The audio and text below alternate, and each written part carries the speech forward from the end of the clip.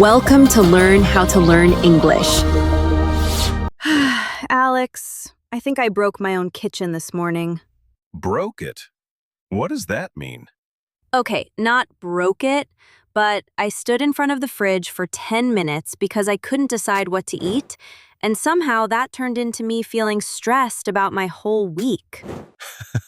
From breakfast to your whole week. That's an impressive jump. I know.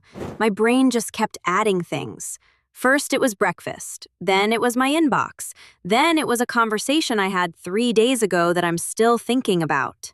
That sounds less like breakfast and more like your mind refused to be quiet. Exactly. And by the time I actually made toast, I wasn't even hungry anymore. I was just tired. Tired from toast. Tired from toast. Please don't put that on a t-shirt.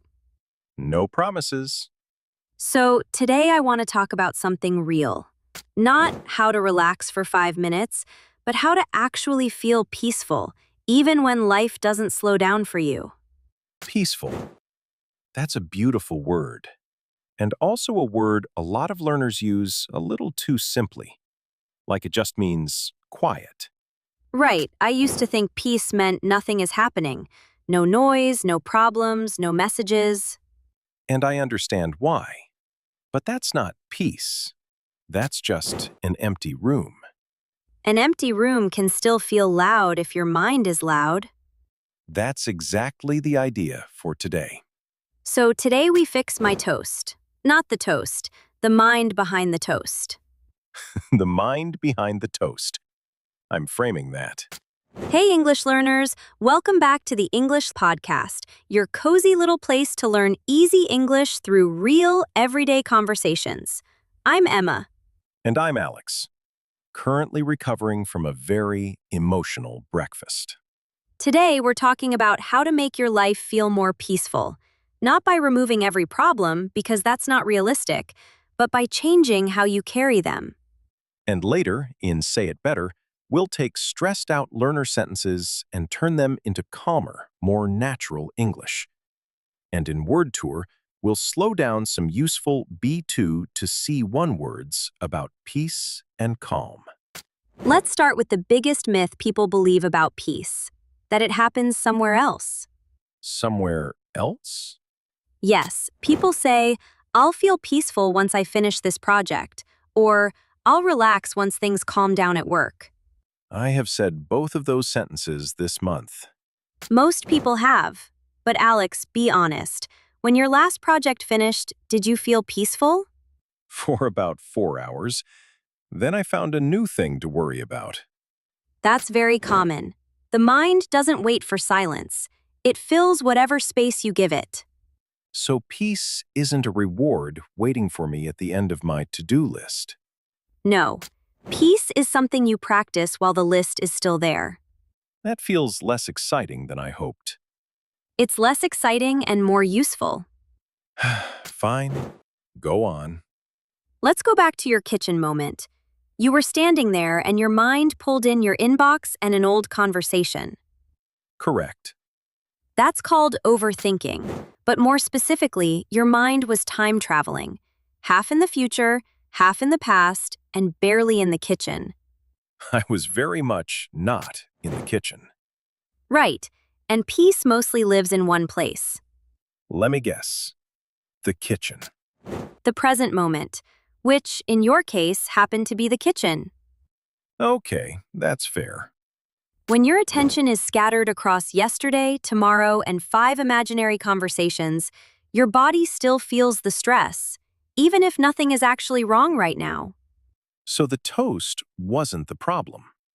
The toast was innocent. Poor toast.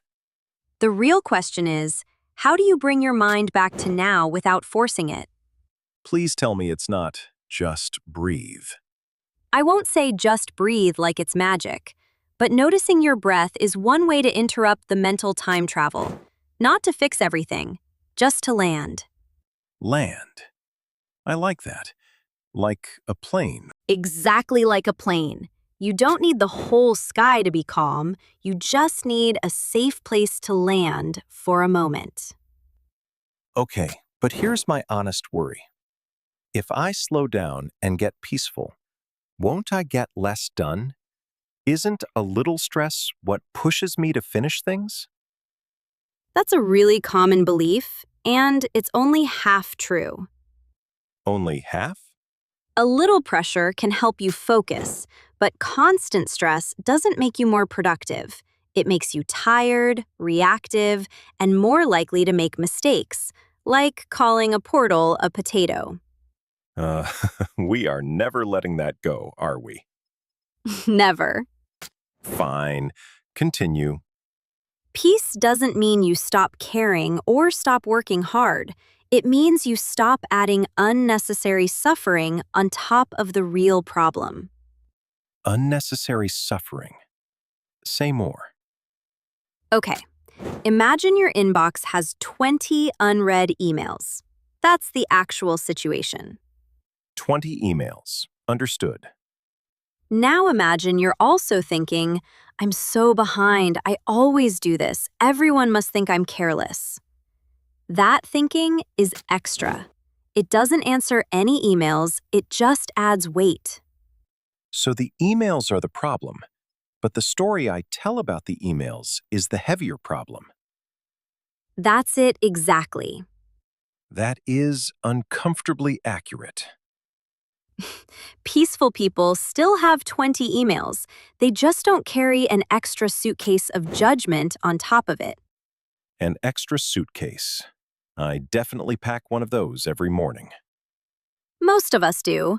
The goal isn't to have an empty life, it's to travel a little lighter. Okay, so how do I actually put the suitcase down?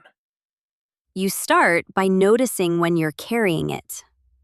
Meaning, When you catch yourself saying, I always, or I never, or everyone thinks, pause. Ask, is this the actual situation, or is this the story? that's a strong habit to build. It takes practice, but it's learnable, just like a new phrase in English. At first, you have to think about it. Later, it becomes natural. So peace is a skill, not a personality. Exactly. Some people aren't born calm. They just practiced noticing their thoughts earlier than the rest of us. That's actually hopeful. It is. And there's a second habit that helps just as much: simplifying your environment. My kitchen? Sure, your kitchen, your schedule, your phone. A cluttered space often makes a cluttered mind feel louder. So when my desk looks like a small disaster, my thoughts feel like a small disaster too. Often, yes. It's not magic, it's just less visual noise pulling at your attention. I did clean my desk once and felt strangely lighter. That's not strange, that's normal. Okay, last question before we move on. What if peace feels boring? What if I'm someone who likes a little chaos?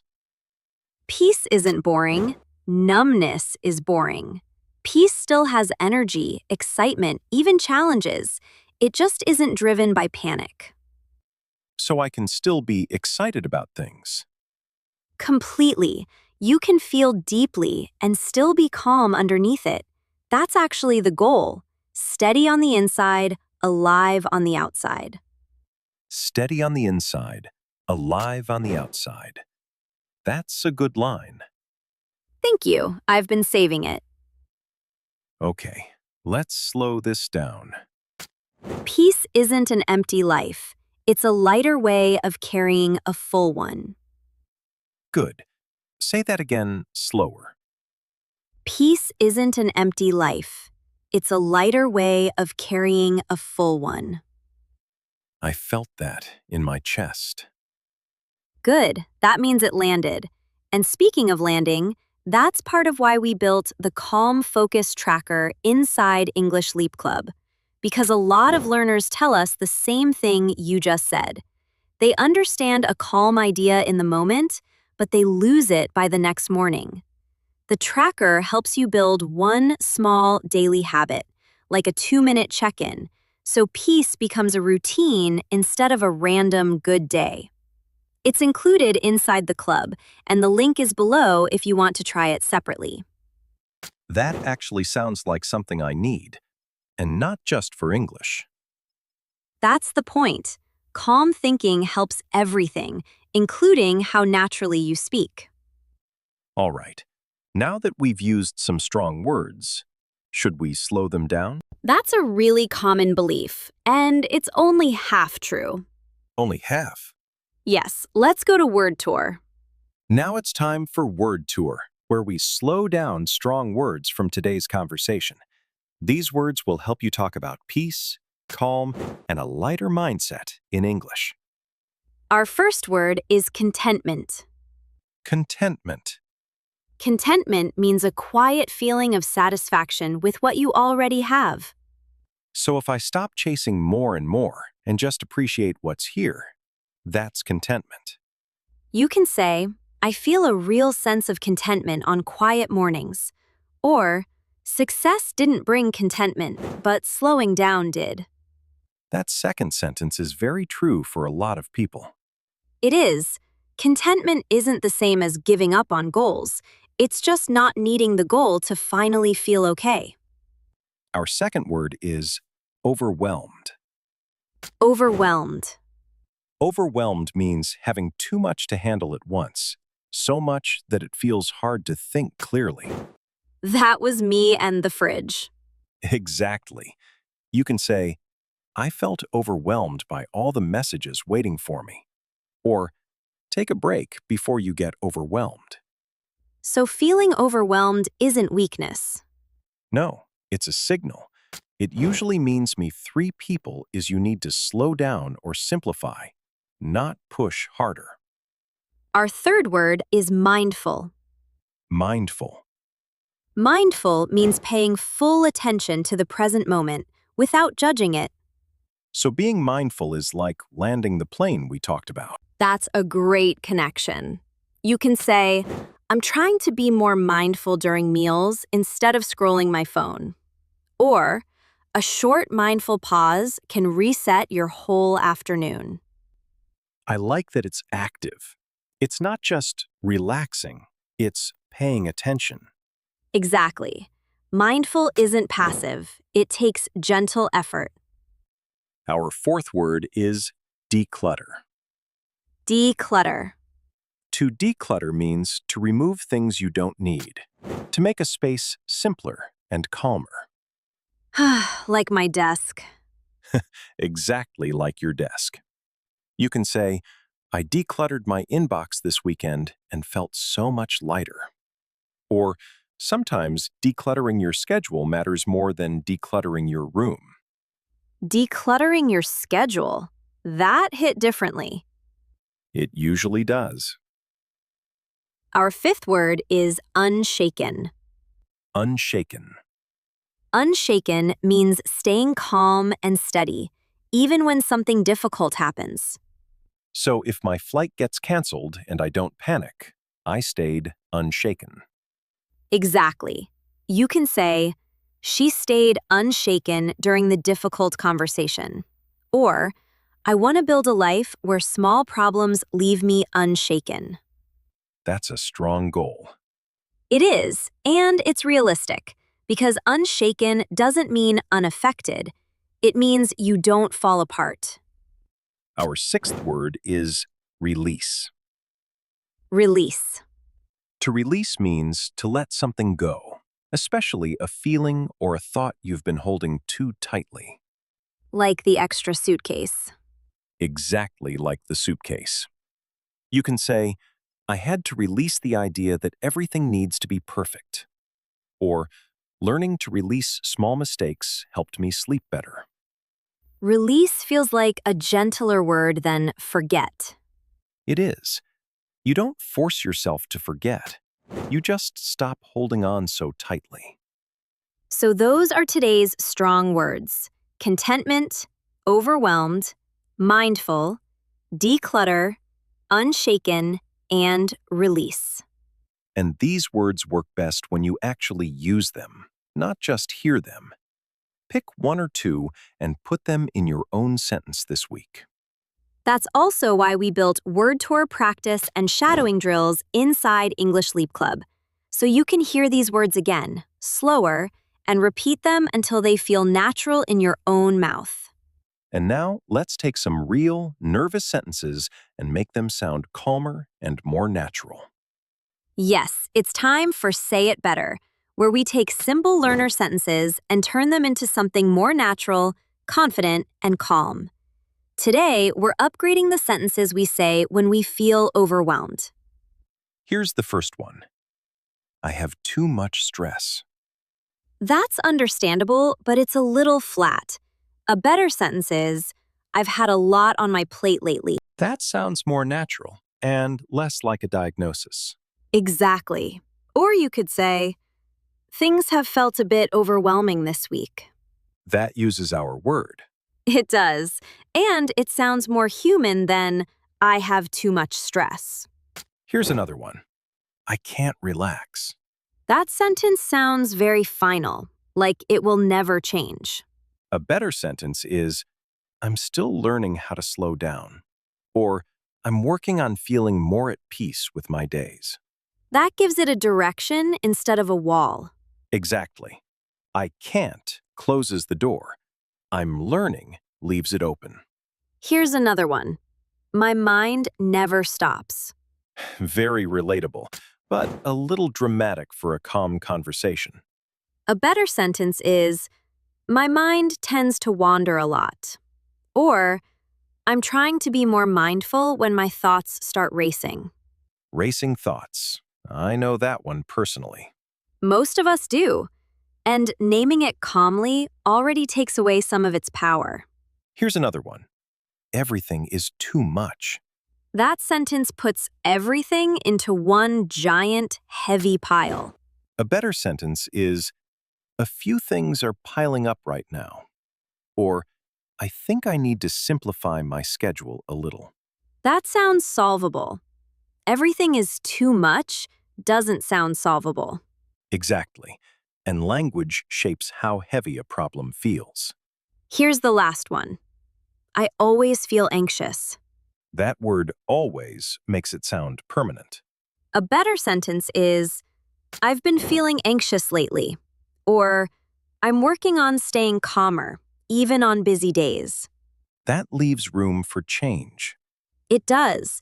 And peace often starts with softer language before it becomes a softer feeling. Before we finish, remember this. Peace isn't an empty life. It's a lighter way of carrying a full one. Notice when you're adding an extra suitcase of judgment to a simple problem.